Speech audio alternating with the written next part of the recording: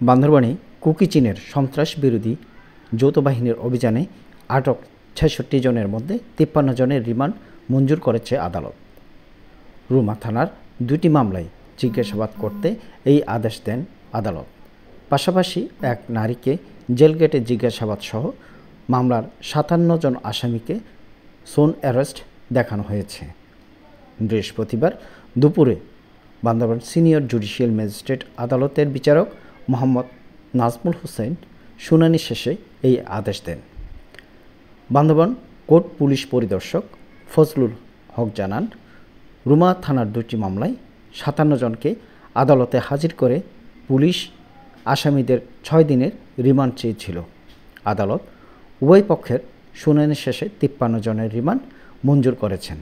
এই ৫৩ জনের মধ্যে ৫২ জনকে ২ দিন করে রিমান্ড এবং একজনকে জেল গেটে জিজ্ঞাসাবাদ করার আদেশ দেওয়া হয়। এ সময় আসামি পক্ষের একাধিক আইনজীবী আদালতে উপস্থিত ছিলেন।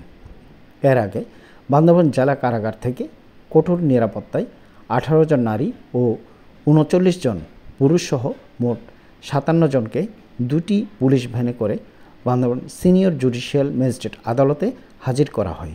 সম্প্রতি বান্দরবানের রুমায় সোনালী ব্যাংক লুটের ঘটনায় আসামিদের রুমা উপজেলার বিভিন্ন এলাকা থেকে যৌথ অভিযানে আটক করা হয়।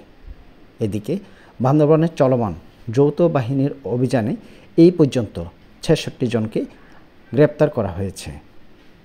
তার মধ্যে ৫৭ জনকে আজ আদালতে তোলা হয়। বাকি ৯ জন থানচি থানার বিভিন্ন মামলার আসামি।